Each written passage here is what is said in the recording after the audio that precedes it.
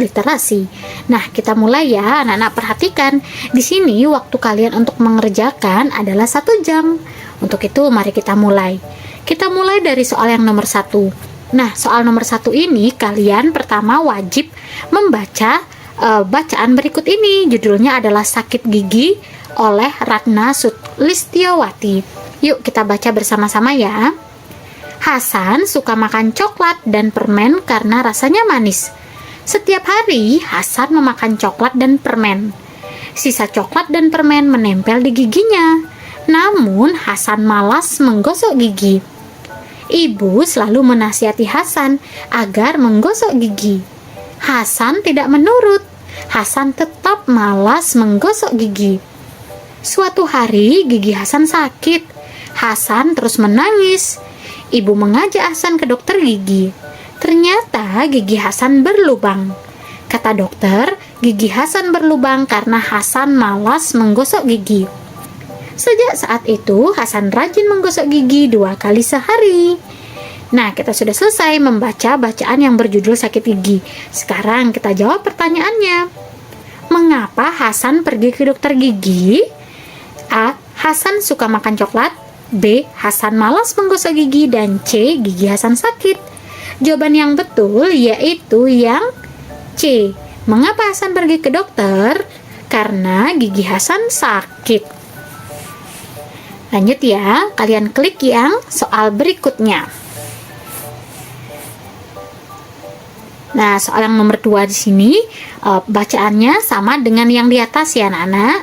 Kemudian kakak lanjutkan saja ke pertanyaannya.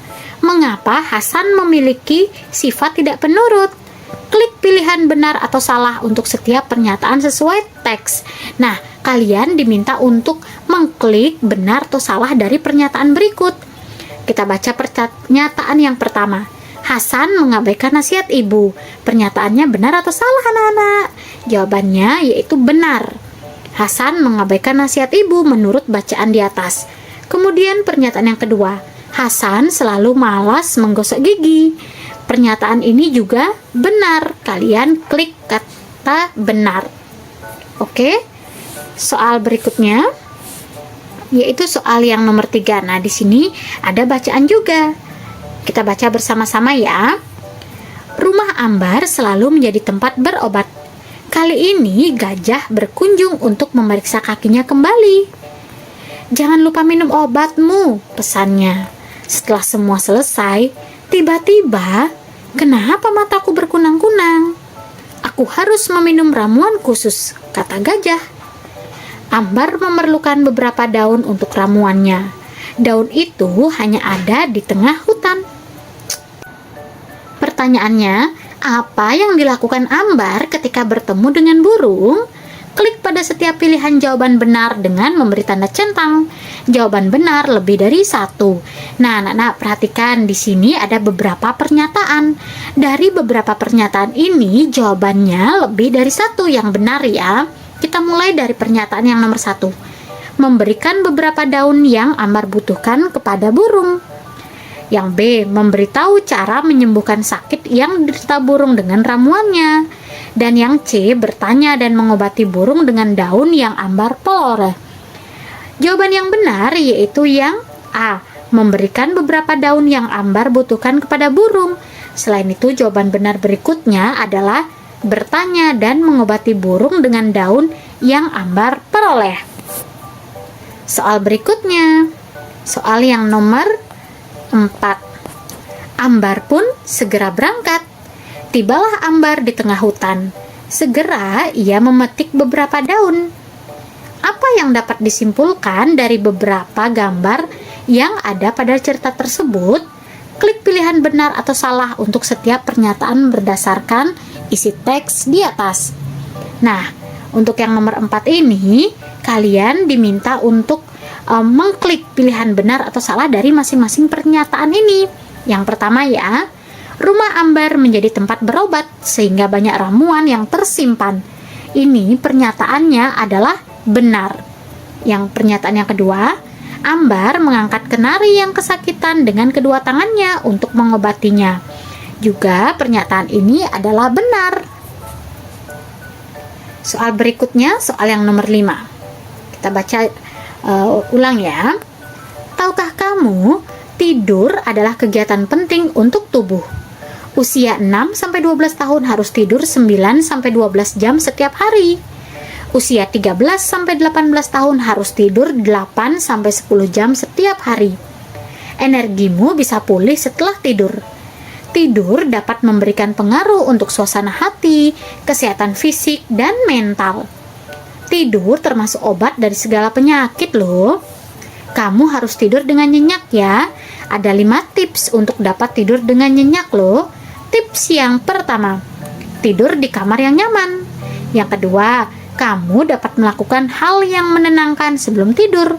Misalnya membaca buku atau melakukan latihan pernapasan. Tips yang ketiga, kamu perlu membuat jadwal tidur harian. Selain itu, kamu juga perlu melakukan jadwal yang sudah dibuat. Tips yang keempat, matikan HP, laptop, TV, dan sebagainya. Tips yang keenam, sebaiknya hindari minum kopi karena mengganggu tidur kamu. Pertanyaannya, untuk usia berapa tidur 9-12 jam setiap harinya? Anak-anak bisa perhatikan kembali ya dari bacaan. Untuk usia berapa tidur 9-12 jam?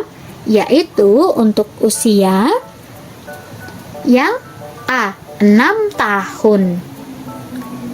Soal berikutnya.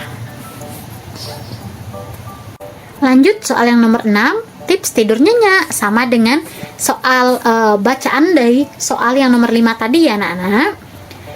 Nah, di sini pertanyaannya, kamu tidak bisa tidur nyenyak. Apa yang bisa kamu lakukan agar bisa tidur nyenyak? A. Minum kopi di malam hari. B. Memutar film di laptop saat tidur. C. Melakukan latihan pernapasan. Dan D. Tidur di ruang tamu dengan TV menyala. Jawaban yang betul yaitu yang C. Melakukan latihan pernapasan. Soal berikutnya, soal yang nomor 7. Di sini judul bacaannya adalah lomba pacu jalur. Yuk kita baca bersama. Pacu jalur merupakan sebuah perlombaan mendayung di sungai dengan menggunakan sebuah perahu panjang yang terbuat dari kayu pohon.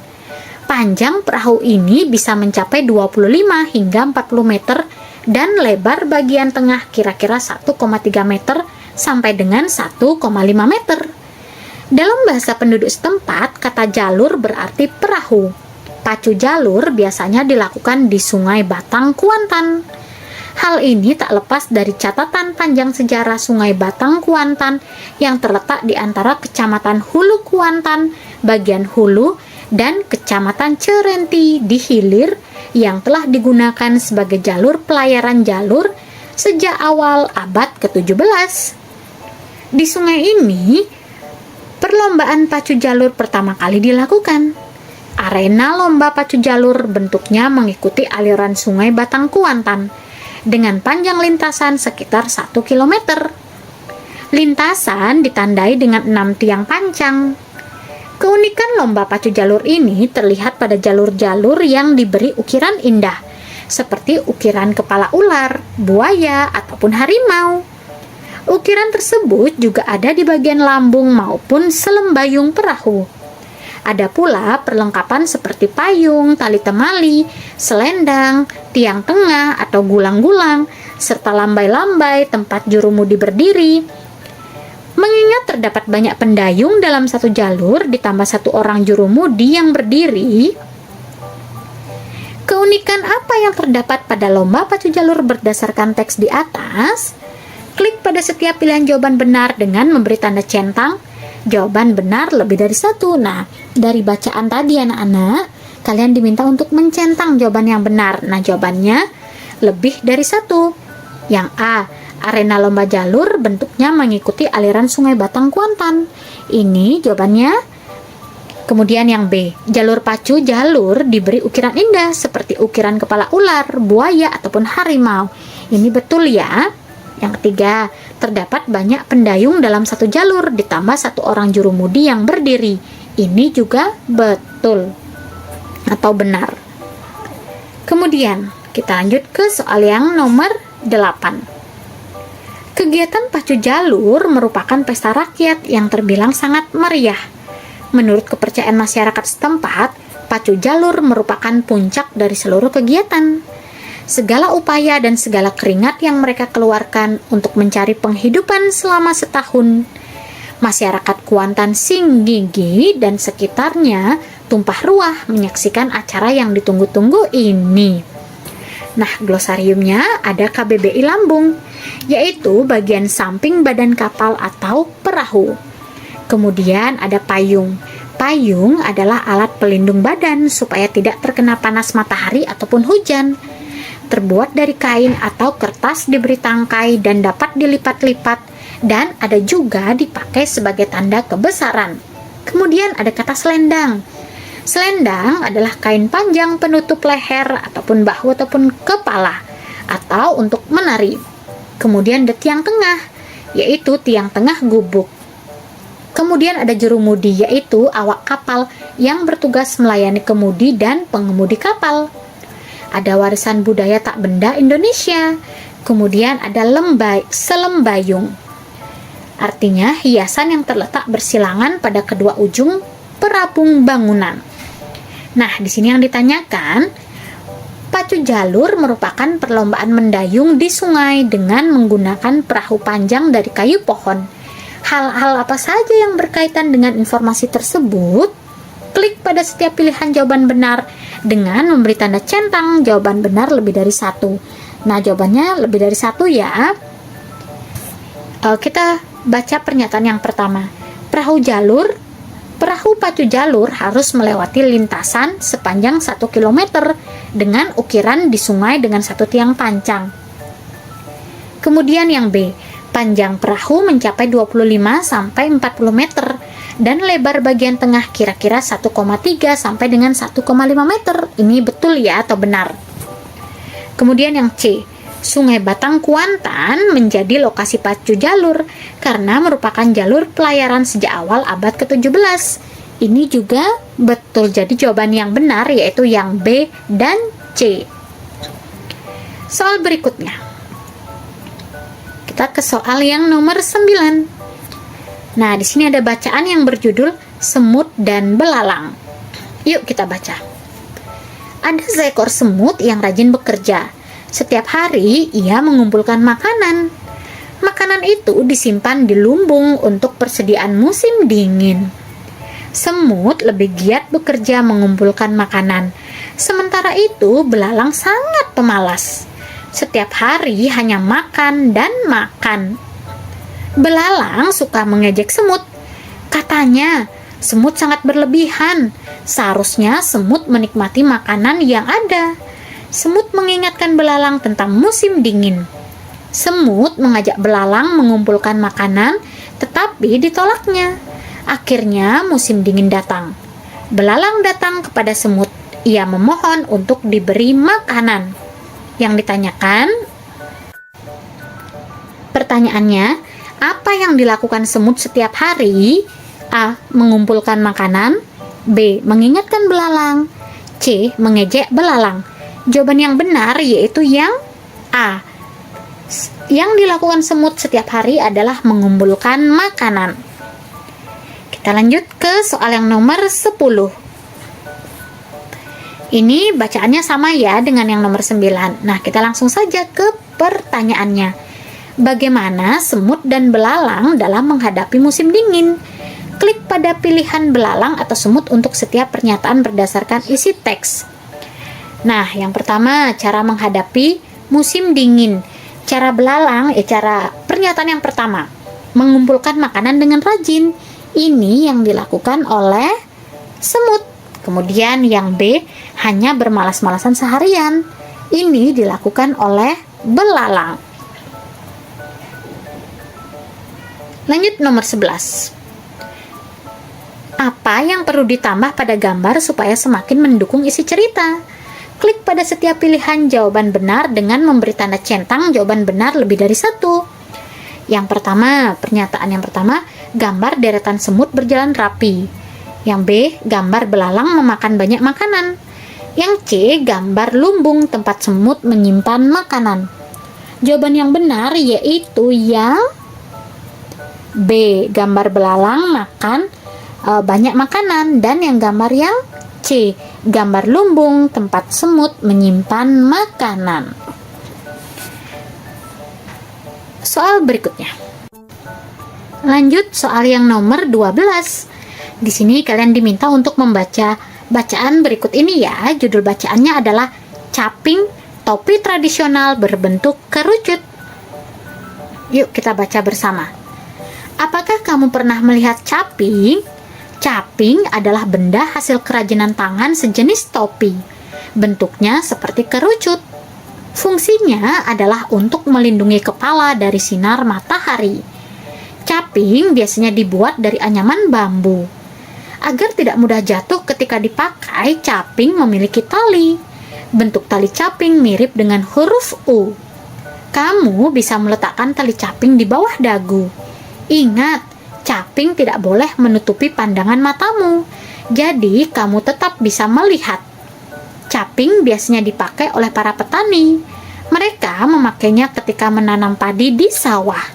Selain itu, caping juga sering dipakai orang-orang ketika karnaval. Nah, di sini soalnya adalah pasangkanlah pernyataan mengenai pemakaian caping dengan bagian tubuh yang sesuai teks. Nah, di sini kalian diminta untuk memasangkan pernyataan dengan bagian tubuhnya. Kita baca ya dari pernyataan yang pertama, yaitu bagian dari wajah yang digunakan untuk meletakkan tali caping, yaitu jawabannya adalah dagu. Kemudian, bagian dari wajah yang tidak boleh tertutup oleh caping, yaitu yang tidak boleh tertutup adalah mata.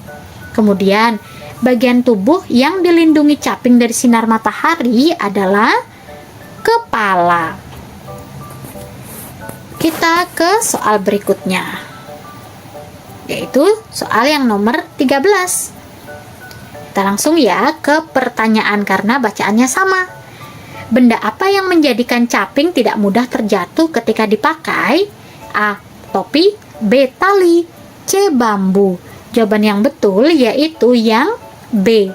Tali. Soal berikutnya ke nomor 14.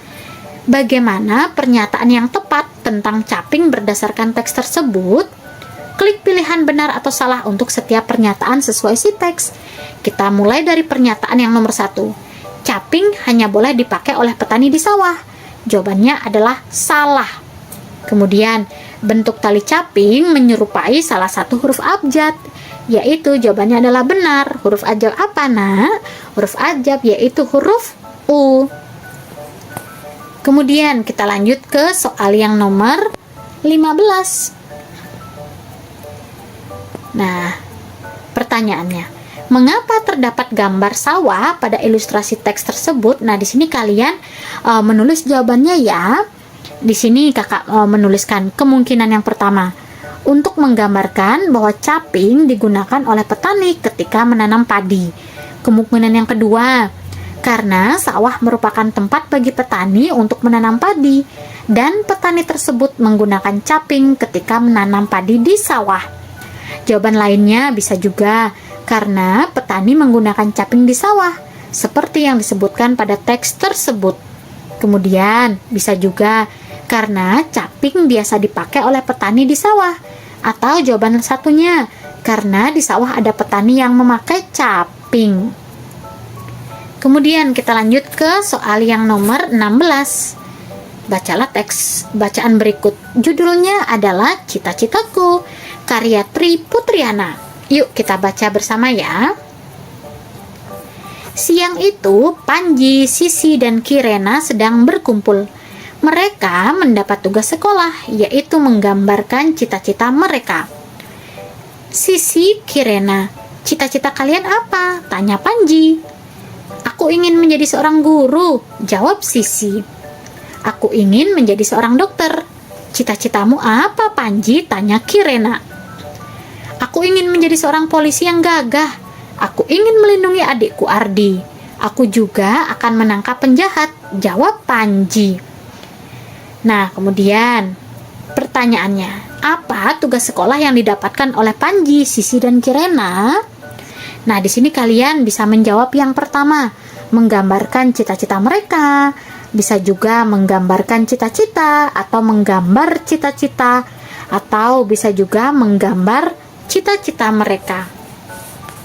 Soal berikutnya yaitu soal yang nomor 17. Kita lanjutkan ya bacaannya. Nah, kemudian Sisi, Kirena, cita-cita kalian apa? Tanya Panji. Aku ingin menjadi seorang guru, jawab Sisi. Aku ingin menjadi seorang dokter. Cita-citamu apa, Panji? Tanya Kirena. Aku ingin menjadi seorang polisi yang gagah. Aku ingin melindungi adikku Ardi. Aku juga akan menangkap penjahat, jawab Panji. Wah, kamu hebat, Panji. Kalau aku ingin membuat anak Indonesia pintar, kata Sisi. Aku akan mengobati orang-orang sakit, jawab Kirena. Asik, nanti kalau aku sakit, Kirena obati ya, pinta Sisi. Iya dong, ayo kita gambar cita-cita kita, kata Kirena bahagia. Ayo, jawab Panji dan Sisi.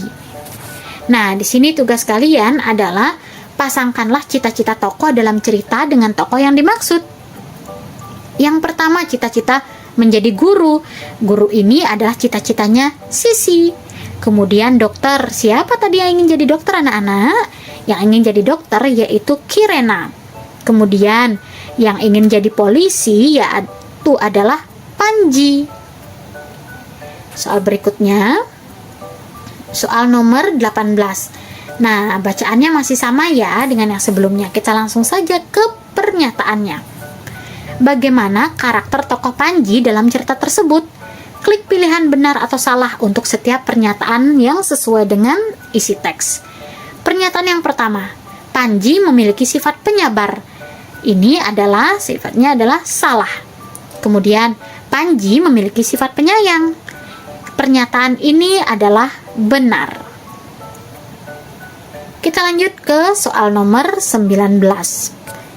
Kita jawab ya, kita baca dulu. Bacaannya yang berjudul serupa tetapi berbeda. Indonesia merupakan negara yang kaya, tidak hanya budaya seperti tarian-tarian daerah dan baju adat, tetapi juga kulinernya. Hampir setiap daerah di Indonesia memiliki makanan khas masing-masing. Tidak hanya makanan yang biasa disantap saat makan besar, seperti soto ataupun gudeg, tetapi juga kudapan seperti kue-kue tradisional. Lalampa dan lemper adalah kue tradisional dari Indonesia. Kedua makanan ini memiliki bentuk yang serupa dan rasanya juga mirip. Lalampa berasal dari Manado, sedangkan lemper berasal dari Jawa. Keduanya menjadi kudapan yang banyak dinikmati dan diminati karena memiliki rasa yang lezat. Lalampa biasanya berisi ikan cakalang. Lalampa dimasak dengan cara dibakar setelah dibungkus daun pisang. Sementara itu, lemper biasanya berisi daging ayam dan dimasak dengan cara dikukus sebelum dibungkus dengan daun pisang. Nah, pertanyaannya, dari mana asal kue tradisional lalampa? Kue tradisional lalampa yaitu berasal dari Indonesia. Kemudian yang nomor 20. Mengapa Indonesia disebut negara yang kaya? Berdasarkan teks tersebut, klik pada setiap pilihan jawaban benar dengan memberi tanda centang. Jawaban benar lebih dari satu. Nah, untuk yang soal yang nomor 20 ini yaitu pernyataan yang pertama, mempunyai makanan-makanan khas yang ada di setiap daerah. Jawabannya ini adalah benar ya, pernyataan yang A. Yang B, memiliki banyak makanan yang hanya dapat disantap saat makan besar. Ini pernyataannya salah. Yang C, memiliki banyak tarian dan baju adat daerah. Ini pernyataannya benar. Kemudian kita lanjut. Nomor 21. Kita langsung ya ke pertanyaan. Klik pada pilihan benar atau salah untuk setiap pernyataan berdasarkan isi teks. Lalampa dan lemper memiliki cara memasak yang berbeda, sedangkan isiannya sama. Nah, jawabannya ini pernyataannya adalah salah. Kemudian, cara memasak dan isian antara lalampa dan lemper berbeda, sedangkan pembungkusnya sama-sama daun pisang ya. Jadi, ini pernyataannya benar. Lanjut yang soal nomor 22. Kita langsung ke pertanyaannya. Klik pada setiap pilihan jawaban benar dengan memberi tanda centang.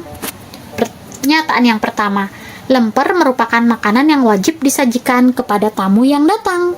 Ini jawabannya adalah kurang tepat atau salah. Yang B, Indonesia memiliki makanan tradisional yang banyak, salah satunya lemper. Pernyataan ini benar. Yang C, lemper memiliki kemiripan dengan kue tradisional lain yang bernama lalampa. Ini juga benar. Jadi nanti kalian centang ya. Di sini kakak tidak centang. Jadi kalian nanti centang langsung di komputer. Soal berikutnya, kita lanjut ke soal yang nomor 23. Wah, kita baca dulu ya bacaannya ini. Judul bacaannya adalah Buah dari Berbagi. Sudah 3 hari Yudi berlibur ke rumah neneknya di desa. Di sana ia bertemu dengan sepupunya, Rido. Rido ini aneh sekali. Hampir setiap jam rumahnya selalu diketuk tetangga. Rido, apa kau punya tali? Seorang anak berambut keriting muncul. Ada, saut Rido ramah. Ia langsung mengambil tali lalu memberikannya kepada anak itu. Tidak lama muncul seorang anak perempuan. Rido, boleh pinjam ember? Ambil saja di dekat pagar, tukas Rido ramah. Berikutnya datang seorang anak remaja. Rido, minta daun kemangi di halaman ya. Ambil saja bang, seru Rido. Begitu seterusnya, tetangganya terus-menerus berdatangan. Rido selalu ramah melayani keperluan mereka. Rido, kata Yudi, apa kamu tidak pernah merasa rugi? Rido terkekeh, mereka tetanggaku, sudah seharusnya aku bersikap baik. Pertanyaannya, apa yang diminta seorang anak remaja pada Rido? A. Seutas tali, B. Sebuah ember, C. Daun kemangi, dan D. Buah-buahan. Jawaban yang benar yaitu yang mana ya anak? Yaitu yang C. Daun kemangi. Soal berikutnya, soal yang nomor 24. Kita langsung ke pertanyaan ya. Mengapa pagi-pagi berjajar karung-karung di halaman rumah Rido? Klik pilihan benar atau salah untuk setiap pernyataan sesuai isi teks.